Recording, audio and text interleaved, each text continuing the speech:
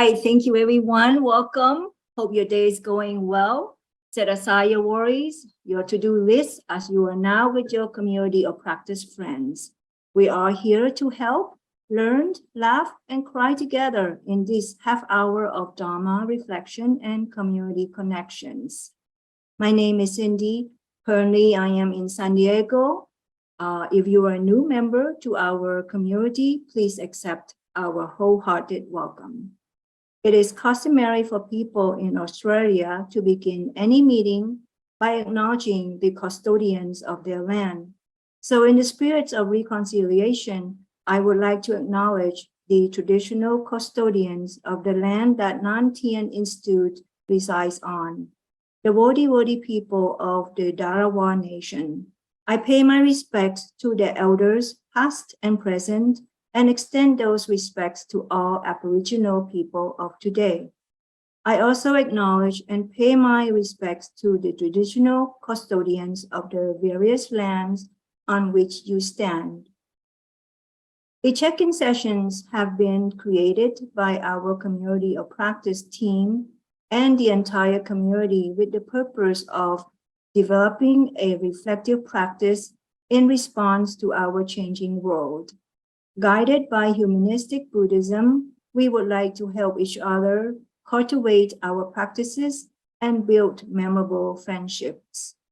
For the first half of this year, we have focused on having an overarching purpose for our sessions, in addition to weekly topics. Thank you, Stephen and Warren, for this suggestion. Last week, we had an enriching dialogue on our relationships with the planet we live on. To continue with June's theme of health and healing, we will now turn to the teacher, Medicine Buddha. It is an honor to have our friend Chris today to share with us his knowledge on the Medicine Buddha Sutra. He will discuss how it is relevant to all of us in these changing times of sickness and health. Chris will focus on the 12 vows made by Medicine Buddha. Please welcome our friend, Dr. Chris Zaslawski, to share this wonderful topic with us. Thank you. Thank you, Cindy. Before we begin, I'd just like to do a short meditation check-in. So sit yourself upright, find yourself a comfortable position, position your hands in your lap and let them relax and go limp. Gently close your eyes, and as you do, take a deep breath. As you breathe out, I want you to completely relax and let go of any thoughts you are having. If there's any tension in your face, let the muscles relax and droop. Feel the tension in your forehead and jaw and let them soften. On the next breath, if there's tightness in your shoulders, let them relax and feel the muscles soften and droop. With the next breath, let your awareness go to your body, and as you breathe out, let the hardness or tension there soften. I want you now to focus your attention on your abdomen as you breathe in and out. Feel the rising and falling of your abdomen as you take each breath. Observe the short gap between the out breath and the in breath. If there's any thoughts you're having, just label them thoughts. Let them go and return to the rising and falling of your abdomen. If you can hear any sounds, just label them sounds and return to the rising and falling of the abdomen as you breathe.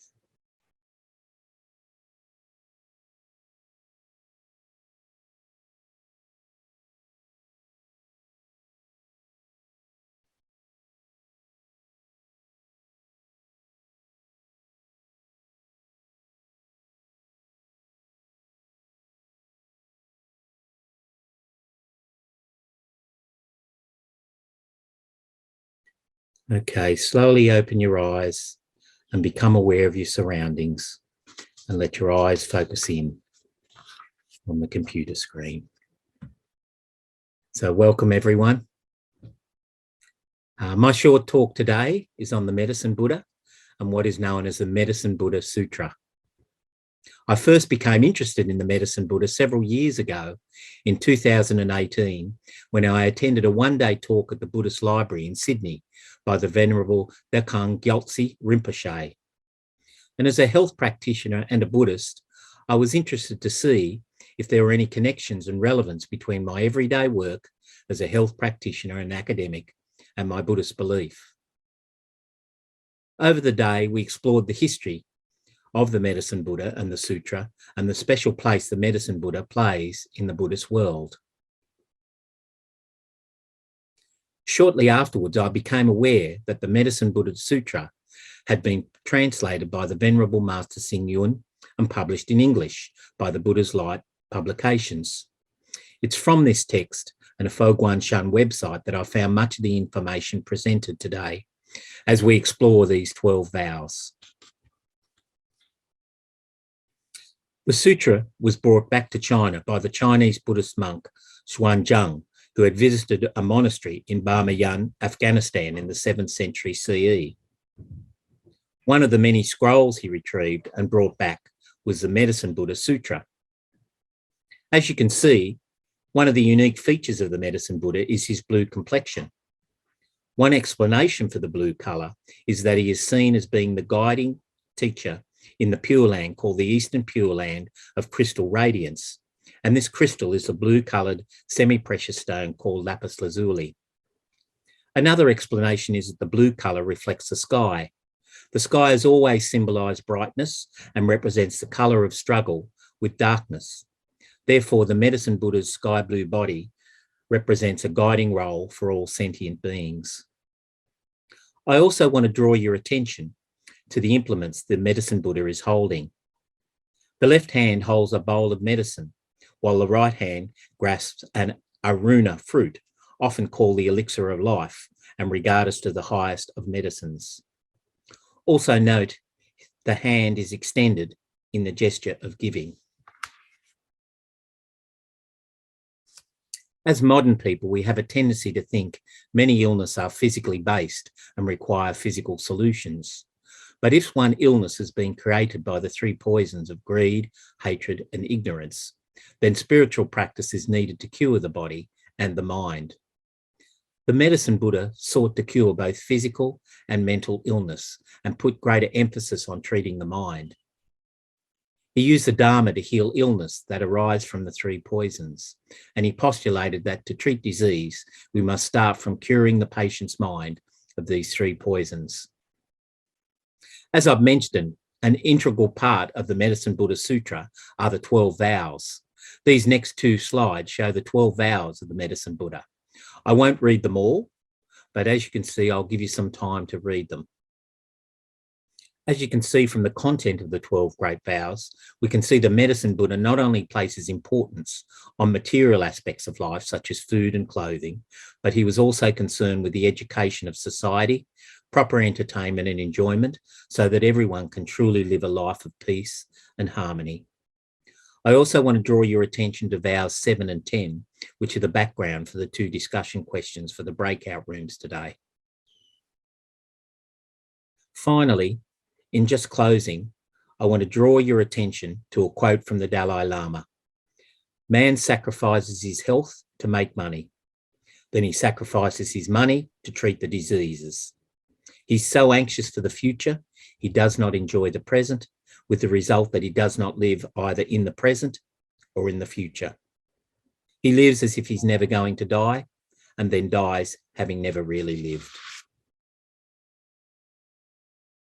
The two questions I'd like you to consider today in the breakout room are: how do you enjoy health and happiness in your body and in your mind? So your personal practices that you incorporate into your everyday life. And the other question I'd like to consider as well is, how do you assist others that are sick and less fortunate to do the same? How can you help your friends, the community, and your family when they're having sickness or undergoing pain or suffering? So over to you, Cindy. Thank you, Chris, for this deep insight into Medicine Buddha. Now we will be placed in groups of 3 or 4 to share and discuss these 2 questions. In the discussion, we do recommend you spend a little bit of time to get to know each other before discussing the questions. There will be a few Zoom notifications to guide you, but feel free to let the flow of your discussions guide you. Our sessions are guided by metta, unconditional love and kindness for all beings. So let's use this opportunity to express and receive loving kindness to and from each other by taking time to pause, share, and listen. Afterward, we will ask you to share some of your findings with the larger group. But for now, let's break out for some rich and nourishing discussions. See you all back in 15 minutes. Okay, hi everyone. Welcome back. I hope you enjoyed your short discussions with your fellow Buddhists. And of course, it's that time where you get to put a little bit in the chat and just talk a little bit about what your group was thinking about. We talked in our group. I'll start off. We talked in our group a little bit about the health benefits of socialization, and that yes, while we do focus on our inside ourselves to a large extent, a lot of health and evidence seems to support this comes from the socialization, ensuring you have a good social network and are supported by a social network and contribute to that network as well, as we do here today with COP, and I'm sure Venerable is aware of that too. So that's what our group talked about. You can see a few, well, someone's put one in. Be gentle and kind to the body and mind. Miracle healing helps speedy recovery of the kindness to them or to the part of the body. Thank you. Priscilla, build pockets, it's jumping up. Build pockets of stillness into our lives and notice how we speak to ourselves. Are we kind? This all translates into other interactions with others. Yes. And Michael said, illness may not always be dramatic or obvious. Simple friendship in times of stress can be healing to others. That's right. We said that just being with someone can be very healing in itself, just to be with them during that experience. Liam, there's no simple miracle cure. Healing requires a holistic approach. That's right. We're complex beings embedded into a complex world. Nothing's as simple as a causal A to B. There's usually multiple causes of becoming ill and possibly getting better as well. Trey and Yvonne have said, appreciate the small things and don't take anything for granted. Take care of your body health and remember you don't know what is lost until it is gone. Very true. Remember, the greatest wealth is health. Thank you for that. We're also saying in our little group about the wounded healer, that it's only when you've experienced ill health or suffering that you can sympathise or empathise with the other person as well. That comes back to the social aspect as well. Okay, so I might hand it over to you now, Cindy. All right. Thank you, Chris. We really hope the check-in sessions was helpful to you, and we hope you experienced the unconditional love and compassion from this group. For anyone who might be experiencing a greater need than what today could provide, please don't hesitate to get in touch with us. You can also reach out to the professional organizations on the screen. Next week, Chris will continue to share with us his knowledge on the Medicine Buddha, focusing on 2 new sets of vows. We hope you have been enjoying our exploration into healing so far. Make sure you join us next week. I'm sure it's going to be an interesting one. One announcement to share with everyone. This coming Thursday, June 23rd at 4 p.m.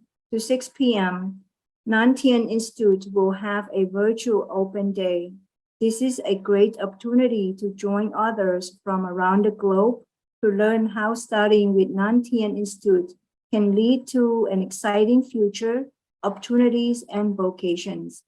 You will be able to chat online with students and faculties and find out what it's like to study at one of the most unique universities in Australia with courses designed to help cultivate positive human values for our ever-changing world.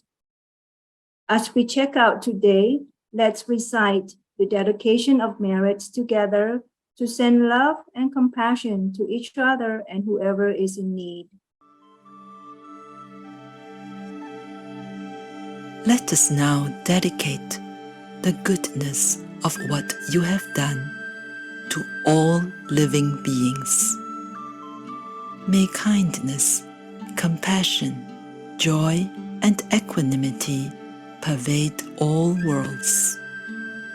May we cherish and build affinities to benefit all beings. May Chan, Pure Land, and precepts inspire equality and patience. May our gratitude and humility give rise to great vows. I want to thank everyone again for joining us today for check-in session. Thank you, Chris, for sharing with us on the Medicine Buddha Sutra. We look forward to learning more next week as you take us on a new set of vows from Medicine Buddha.